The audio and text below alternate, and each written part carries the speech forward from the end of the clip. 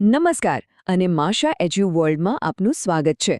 જુઓ, ભારતની education system છે ને એ અત્યારે એક મોટા બદલાવમાંથી પસાર થઈ રહી છે અને આજે આપણે આ જ બદલાવના સેન્ટરમાં રહેલી એક નવી સિસ્ટમ પરખ વિશે ઊંડાણથી વાત કરવાના છીએ.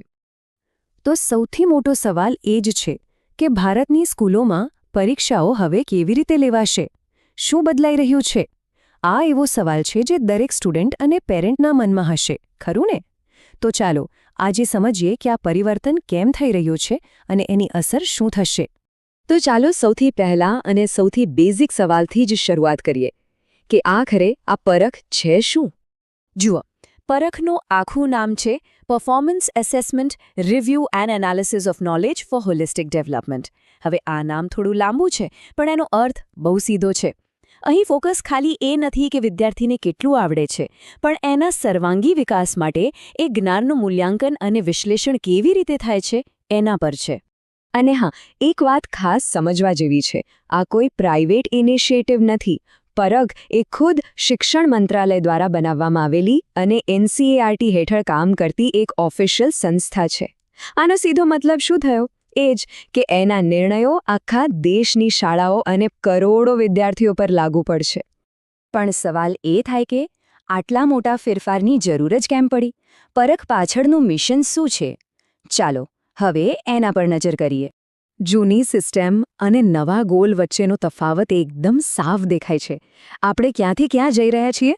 તો કે ઘોખણપટ્ટીવાળા ભણતરથી સમજણ આધારિત મૂલ્યાંકન તરફ, અને માત્ર માર્ક્સ પાછળની દોડમાંથી વિદ્યાર્થીના સર્વાંગી વિકાસ તરફ. આને માત્ર નાનો ફેરફાર ન કહેવાય, આ તો શિક્ષણને જોવાનો આખો દૃષ્ટિકોણ જ બદલાઈ રહ્યો છે. તો પરખના મુખ્ય ઉદ્દેશ્યો શું છે? એના 4 મુખ્ય પાયા છે. પહેલું, આખા દેશમાં પરીક્ષા લેવાની રીતમાં એક સૂત્રતા લાવવી. બીજું, વિદ્યાર્થીના ઓવરઓલ ડેવલપમેન્ટ પર ફોકસ કરવું.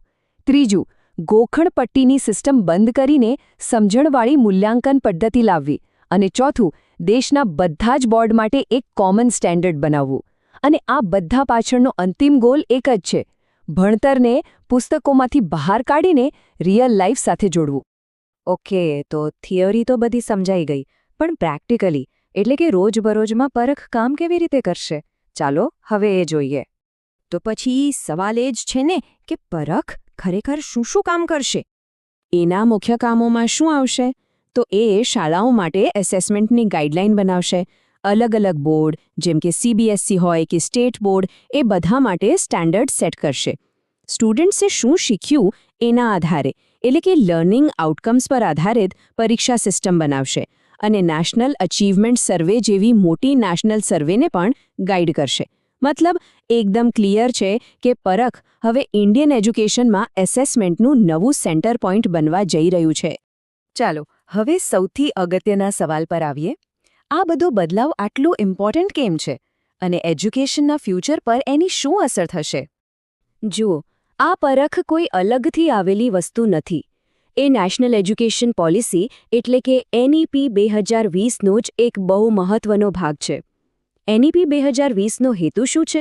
ભારતીય શિક્ષણને 21મી સદી માટે તૈયાર કરવું. અને પરખ એ જ મોટા વિઝનને હકીકતમાં બદલવા માટેનું એક ટૂલ છે. અને NEP 2020ની જે મૂળભૂત ફિલોસોફી છે એ જ અહીં કામ કરે છે. એ ફિલોસોફી શું કહે છે? કે વિદ્યાર્થીઓનું મૂલ્યાંકન ખાલી માર્ક્સના આધારે નહીં, પણ એમની સમજ, એમની સ્કિલ્સ અને એમના વ્યવહારના આધારે થવું જોઈએ.